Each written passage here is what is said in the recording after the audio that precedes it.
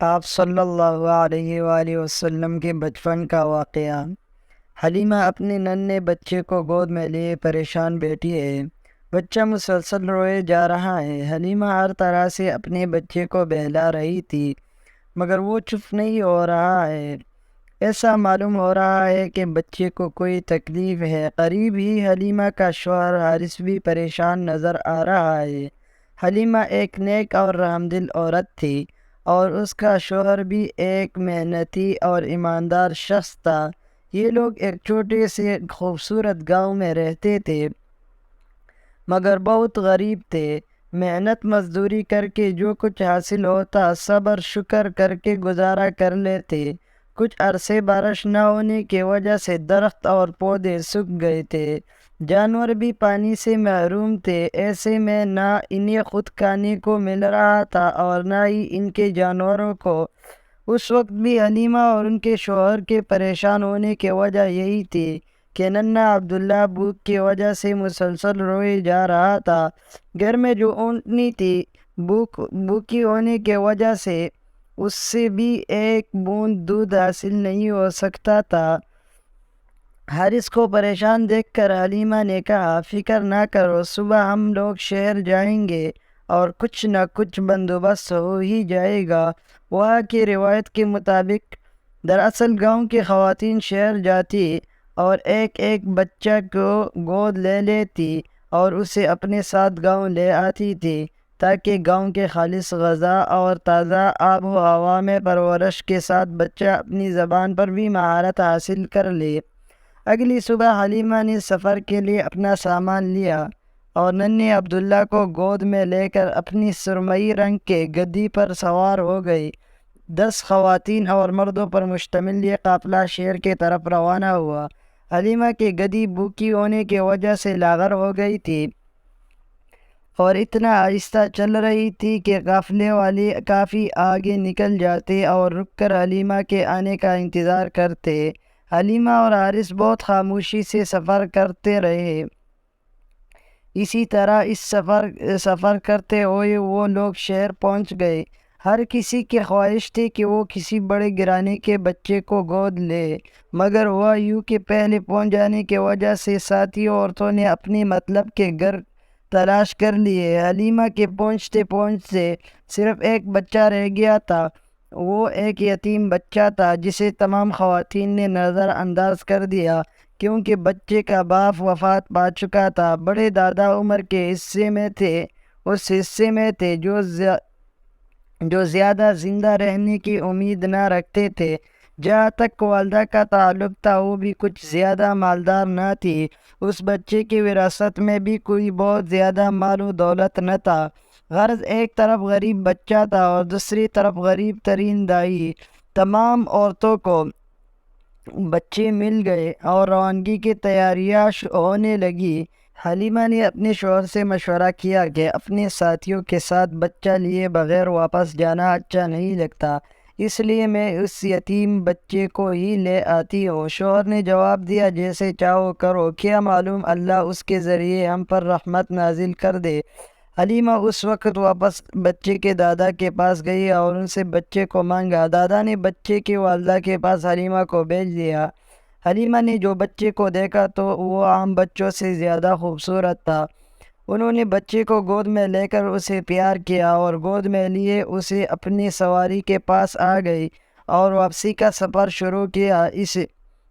ابھی کچھ ہی دیر چلے تھے کہ ساتھی عورتوں کی آواز آئی کہ ذرا آہستہ چلو، ہمارا بھی خیال کرو۔ اے حلیمہ، کیا یہ وہی سواری نہیں جس پر تم شہر آئی تھی اور جسے ایک قدم چلنا بھی مشکل تھا؟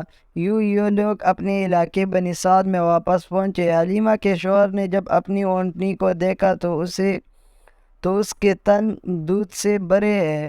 انہوں نے اس کا دودھ دوہا اور اسے خود بھی پیا، حلیمہ کو بھی پلایا اور حلیمہ کے بچے اور اس یتیم بچے کو بھی۔ اس کے بعد تمام جانوروں کو چرنے کے لیے میدان میں چھوڑ دیا مگر بارش نہ ہونے کی وجہ سے ہر جگہ سوکھی پڑی تھی۔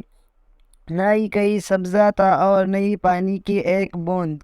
جانوروں کو ٹھیک طرح چارہ نہ ملنے کی وجہ سے بیچارے لاغر ہو رہے تھے، اور ان میں سے کوئی بھی ایک قطرہ دودھ نہیں دے رہا تھا۔ مگر یہ کیا لوگوں نے حیرت سے دیکھا کہ حارث کی بکریاں بھی انہی جانوروں کے ساتھ گئی تھی اور انہی میدانوں میں گئی تھی جہاں دوسرے جانور گئے تھے، مگر دوسرے جانوروں کے برعکس ان کے تن دودھ سے بھرے ہوئے تھے اور پیٹ چارے اور پانی سے۔ یہ ایک دن نہیں ہوا، دوسرے دن بھی یہی ہوا۔ آخر تیسرے دن لوگ ایک دوسرے سے بول پڑے کہ تم اپنے جانوروں کو اسی جگہ کیوں نہیں چرانے لے جاتے جہاں حلیمہ اور حارث کے جانور جاتے ہیں؟ مگر انہیں یہ نہیں معلوم تھا کہ یہ چراگاہ کا کمال ہے یا کسی اور کی برکت، اور یہ برکت کوئی ایک دن کی بات نہ تھی بلکہ روزانہ کا معمول تھا۔ دودھ میں برکت اور رزق میں فراوانی۔ بچہ عام بچوں کی نسبت اچھی صحت اور مضبوط جسم کا تھا اور 9 ماہ میں بہت صاف گفتگو کرنے لگا تھا۔ جب 2 سال مکمل ہوئے تو بچے کو وہاں کے قاعدے کے مطابق اس کے والدہ کے پاس لے گئے اور خواہش ظاہر کی کہ یہ بچہ کچھ عرصے اور ہمارے پاس رہے تاکہ شہر کی بیماریوں اور وباؤں سے محفوظ رہے۔ دراصل دونوں میاں بیوی بچے سے محبت کرتی ہی تھے، ساتھ ہی اپنی ساری خوشحالی کا سبب اس بچے کو سمجھتے تھے۔ بچے کی والدہ پہلے تو راضی نہیں ہوئی، مگر برابر اصرار کرنے پر راضی ہو ہی گئی اور وہ دونوں بچے کو واپس اپنے قبیلے بنی سعد میں لے آئے۔ مگر کچھ ایسا واقعہ پیش آیا کہ حارث اور حلیمہ ایک دم گھبرا گئے اور فیصلہ کیا کہ بچے کو جتنی جلدی ممکن ہو اس کے والدہ کے پاس پہنچا دیا جائے۔ تو حلیمہ نے بہانہ کر کے بچے کو والدہ کو واپس کرنا چاہا، لیکن انہیں اس بہانے سے تسلی نہ ہوئی، اور دراصل وجہ حلیمہ کو بتانی ہی پڑی۔ اور اب بچہ اپنی ماں کے پاس اور چچاؤں کے اور پھوپھیوں کے درمیان رہ رہا تھا کہ چند سال بعد والدہ کا سایہ سر سے اٹھ گیا۔ اب دادا اس کا اور بھی زیادہ خیال رکھنے لگے اور ان کی محبت پہلے سے بھی زیادہ بڑھ گئی، مگر دادا دن بدن کمزور ہو رہے تھے اور ضعیفی بڑھ گئی تھی، اور یوں ایک دن دادا بھی اپنے لاڈلے پوتے کو چھوڑ کر اپنے رب کی طرف چلے گئے۔ اب اس معصوم بچے کو اس کے چچا جان اپنے بچوں سے بھی زیادہ محبت سے پرورش کرنے لگے۔ چچا جان کی آمدنی بہت تھوڑی تھی، وہ بکریاں پال گزر کر اوقات کرتے تھے۔ ننھے بچے کو بکریوں کی نگرانی کے لیے ساتھ لے جاتے تھے، اور یوں ننھا بچہ 9 سال کا ہو گیا۔ ایک دن سوداگروں کا ایک قافلہ شام جا رہا تھا تو چچا اور ان کا معصوم بھتیجا بھی اس قافلے کے ساتھ چلے گئے۔ راستے میں جہاں قافلے کے لوگ کچھ دیر آرام کیا کرتے تھے، ٹھیک اسی جگہ ایک عیسائی عبادت گاہ تھی، جہاں ایک عیسائی عبادت گاہ کا نگران، جسے راہب کہتے ہیں، عبادت کر رہا تھا، جو ان کے دستاویزات کا محافظ بھی ہوتا تھا، جو نسل در نسل اس عبادت گاہ میں چلی آ رہی تھی، اور یہ راہب بھی ان دستاویزات اور ان میں بیان کی گئی باتوں سے بخوبی واقف تھا۔ اب جو یہ قافلہ جس میں یہ دونوں چچا بھتیجا تھے عبادت گاہ سے ذرا فاصلے پر آ کر ٹھہرا تو راہب نے قافلے پر ایک نظر ڈالی اور ایک دم ہی چونک پڑا، کیونکہ جب وہ دور قافلے کو آتا دیکھ رہا تھا تو اسے بادل کا ایک چھوٹا سا ٹکڑا اس قافلے کے اوپر سایہ کیا ہوا نظر آیا تھا، مگر اس نے محض ایک اتفاق سمجھا۔ مگر اب جب کہ قافلہ بالکل رک چکا تھا اور مختلف درختوں کے سائے میں اس قافلے کے لوگ آرام کر رہے تھے، تو ایسی ہی ایک درخت کے اوپر یہ بادل کا ٹکڑا بھی ٹھہر گیا تھا، اور یہ دیکھ کر راہب کو، جو پہلے بڑی دلچسپی کو قافلے کو آتا دیکھ رہا تھا، اب ایک دم ہی چونک گیا، اور پھر اس عیسائی راہب کے تجسس نے مزید زور پکڑا کہ اس کے ذہن میں ایک تجویز بھی دیا گیا۔ راہب نے اس قافلے والوں کو کھانے کی دعوت دی اور کہلوایا کہ میری خواہش ہے کہ تم میں سے ہر ایک جوان، بوڑھا، غلام یا آزاد میرے یہاں کھانے کے لیے آئے۔ سب قافلے والے دعوت میں شرکت کے لیے عیسائی راہب کے یہاں پہنچے۔ جیسے جیسے لوگ عبادت گاہ کے اندر داخل ہو رہے تھے، عیسائی راہب ہر ایک کے چہرے کو غور سے دیکھتا، لیکن جو بات ان لوگوں میں تلاش کر رہا تھا وہ اسے نہیں مل رہی تھی۔ غالباً تمام لوگ نہیں آئے۔ راہب کو خیال آیا کہ میں نے کہا تھا کہ کسی کو چھوڑ کر مت آنا۔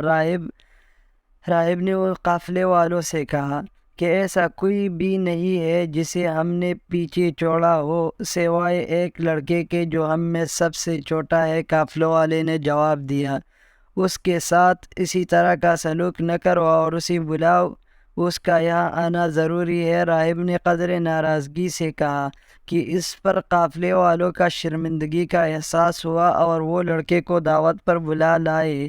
لڑکے کے چہرے پر ایک نظر ڈال کر ہی راہب کو اپنی تلاش مل گئی۔ کھانے پینے کا سلسلہ شروع ہوا۔ راہب لڑکے کے چہرے کا جائزہ لیتا رہا۔ کھانے کا سلسلہ ختم ہوا تو راہب کا منور مہمان کے پاس بیٹھ گیا اور مختلف سوالات کرتا رہا۔ نوعمر لڑکا بڑے مناسب اور صاف گوئی سے جوابات دیتا رہا اور کسی قسم کی جھجک محسوس نہ کی۔ اس نے اس کے آبا کاندھے سے اٹھا کر پیٹھ دیکھنے کی خواہش کی۔ اس بچے کے باتوں سے یقین آ گیا تھا مگر مطمئن ہونا چاہتا تھا۔ بچے کے پیٹھ پر نشان دیکھنے کے بعد راہب نے اس کے چچا سے سوال کیا، بچے سے تمہارا کیا رشتہ ہے؟ چچا نے، جو کہ اپنی اولاد سے بڑھ کر اس کی پرورش کی تھی، اس لیے جواب دیا کہ یہ میرا بیٹا ہے، یہ تمہارا بیٹا نہیں ہے۔ راہب نے پورے یقین سے کہا کہ یہ ممکن ہی نہیں کہ اس کا باپ زندہ ہو، یہ میرے بھائی کا بیٹا ہے۔ چچا نے جواب دیا، پھر اس کا باپ کہا گیا۔ راہب نے ایک اور سوال چچا سے کیا اور وہ انتقال فرما گئے تھے جب اس کی پیدائش نہیں ہوئی تھی۔ یہ بالکل سچ ہے؟ راہب نے فوراً تصدیق کی، اپنے بھائی کے بیٹے کو فوراً اپنے ملک لے جاؤ اور یہودیوں سے بچا کر رکھو۔ میں اللہ کی قسم کھا کر کہتا ہوں کہ اگر وہ اسے دیکھ لے اور جو کچھ میرے علم میں ہے وہ بھی جان جائے تو وہ اس کو نقصان پہنچا سکتا ہے۔ تمہارے بھائی کے اس بیٹے کے لیے قدرت نے اپنے خزانے میں بڑی عظمتیں سنبھال کر رکھی ہوئی ہے۔ راہب نے اپنی تعلیمات کے مطابق صاف چچا جان کو ہر بات بتائی اور پھر وقت بھی آیا جب اس لڑکے کو اللہ نے اپنے آخری نبی صلی اللہ علیہ وآلہ وسلم کی حیثیت سے منتخب کیا۔ جی ہاں، محمد صلی اللہ علیہ وسلم ہمارے پیارے نبی صلی اللہ علیہ وسلم، جنہوں نے اپنی تمام زندگی اس فرض کو انجام دینے میں لگا دی جس کے لیے اللہ تعالیٰ نے انہیں بھیجا تھا۔ ہماری دعا ہے کہ اللہ پاک ہمارے نبی پاک صلی اللہ علیہ وسلم پر ہماری طرف سے لاکھوں کروڑوں درود و سلام نازل فرمائے، آمین۔